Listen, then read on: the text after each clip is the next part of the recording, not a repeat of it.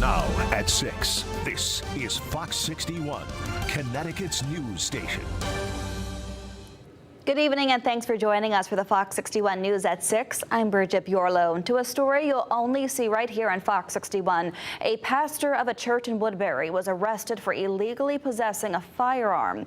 That pastor speaking exclusively with Fox 61's Matt Caron about the incident that he says was all one big misunderstanding. Matt. Dr. Peter Ventura is the pastor of the First Baptist Church here in Woodbury. On June 25th, he was arrested for possessing a firearm as a convicted felon. But Ventura told Fox 61 it was the police who gave him permission to own that weapon in the first place. Dr. Peter Ventura is the pastor of the First Baptist Church in Woodbury. He's also a convicted felon. Convicted on multiple counts of first-degree sexual assault in the 1980s for what then State's Attorney John Connolly called brutal and vicious rapes. Ventura, who spent 15 years at Cheshire Correctional, told Fox 61 he's now a different person. I can't go back and change time. I've done everything that a fella could do to, rehab his life. Plymouth police told Fox 61 they got a tip from Ventura's parole officer that he may be in possession of a weapon. On June 25th, he was arrested and charged with criminal possession of a firearm by a convicted felon for carrying a Byrna, a less than lethal launcher that fires plastic pellets and balls of pepper spray, something Ventura claims Plymouth police told him it was okay to own. When I came from California, I called the local police department up here and asked them if it was legal to carry a pellet gun on my property. And they told me it was. Ventura told Fox 61 he's been transparent with his congregation about the incident. I told my congregation the truth, that I had made the phone call to the police department. I would have never broken the law. I made sure that they told me it was okay. During his arrest, Plymouth police also questioned Ventura about his car, a silver Ford Taurus Interceptor that resembles a law enforcement vehicle. It was equipped with radios that he says he uses to check the weather and talk to truckers. I bought the car in California. I had no idea that the police out here have that car. I have a CB set and I preach, I'm a preacher, and I preach to truck drivers on the road. In 2004, while still incarcerated, Ventura sued the State Department of Corrections, claiming it put illegal restrictions on his right to practice his religion. He now runs a prison ministry where 40 inmates are working toward getting degrees. I've been out 14 years. I don't have any record. I don't even have a parking ticket. Ventura told Fox 61 he's working on gathering transcripts and phone recordings as evidence that the Plymouth police told him it was okay to own that Byrna. He's set to appear in New Britain Superior Court on July 15th. Reporting in Woodbury, Matt Caron, Fox 61, Connecticut's news station. And we know you'll be following the story. Matt, thank you. A crash involving multiple vehicles under investigation in Tolland tonight. State police say they responded to the crash just before 10 last night on I-84. This was the scene, and that's where police found a car rolled over and a lot of debris there. Thankfully, no injuries were reported, but police believe the vehicles were driving recklessly and might have been racing. Anyone with information on this crash is asked to call state police. Within the last 5 weeks, 3 people have died while working on Connecticut roadways. Tonight, state leaders and one of the victims' family members are pleading with the public to slow down, move over, and think before getting behind the wheel. Fox 61's Julia LeBlanc has their story tonight. My brother and his wife and our extended family, our lives are changed forever.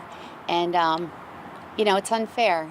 The family of 26-year-old Andrew DiDomenico standing side by side with state leaders, begging people in Connecticut to start thinking before getting behind the wheel.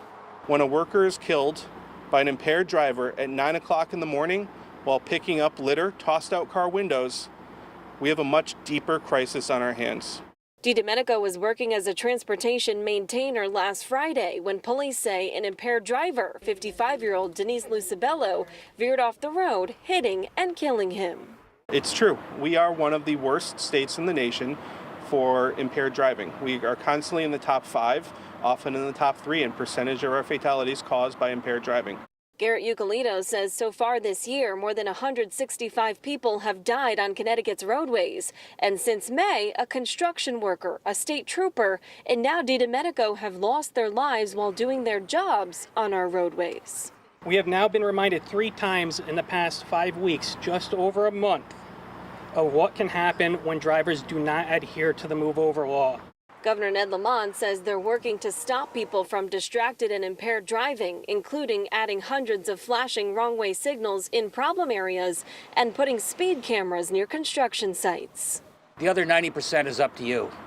You know, I need folks to look out for each other. I need you to say to somebody who's driving a car that shouldn't be driving a car, pull over. I need you to say if somebody's busy texting and not paying attention, stop it. Those who are working on our streets are begging for this message to stick. I'm angry. This is too much. I've lost too many coworkers. I've lost too many colleagues, contractors. It happened to David Ferraro in 1995 when he was hit by a drunk driver while working on I-95 in Greenwich.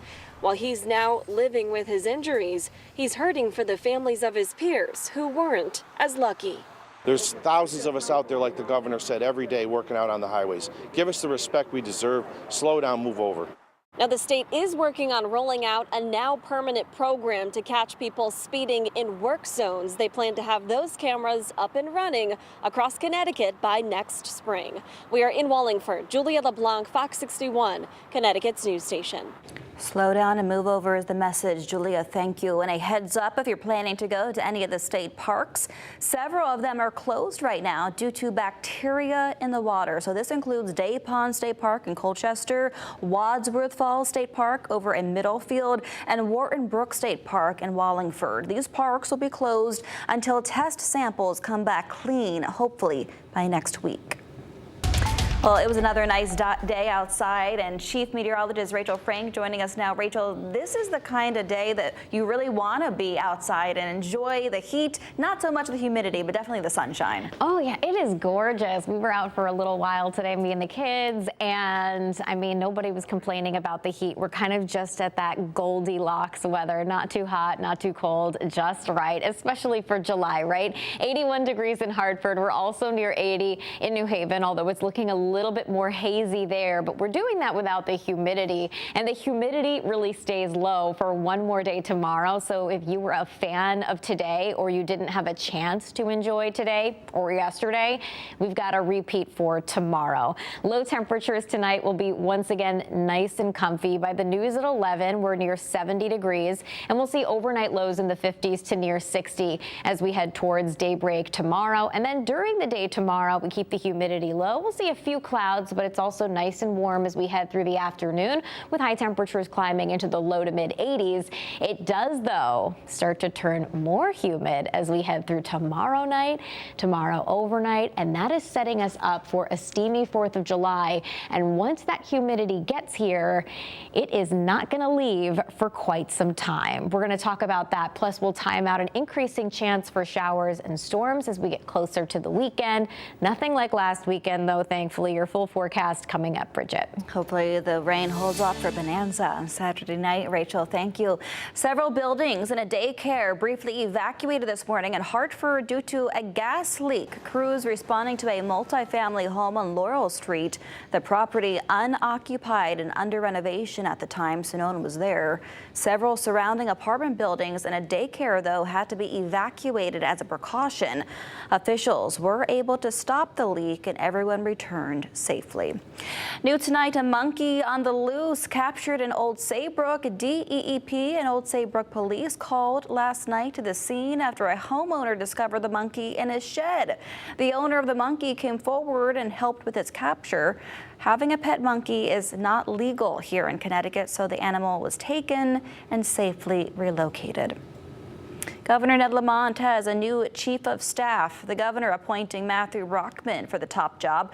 Brockman previously served as chief of staff for House Majority Leader Jason Rojas and most recently served as Governor Lamont's senior advisor. He will replace Jonathan Dotch in the role. Dotch served in his office since the beginning of Governor Lamont's first term back in January 2019 and is stepping down as he plans to move out of state. President Biden says he wants businesses to do more to protect their employees from extreme heat. The administration proposing new rules while some businesses object to the extra regulation. Fox's Connor Hansen has more from New York. Across the country, workers suffer heat stroke or even die just doing their jobs. On a visit with emergency management workers in Washington, D.C., President Biden announced new rules to protect workers from hot weather. The Biden administration wants employers to provide shade, water, and rest breaks to workers when the heat index soars above 80.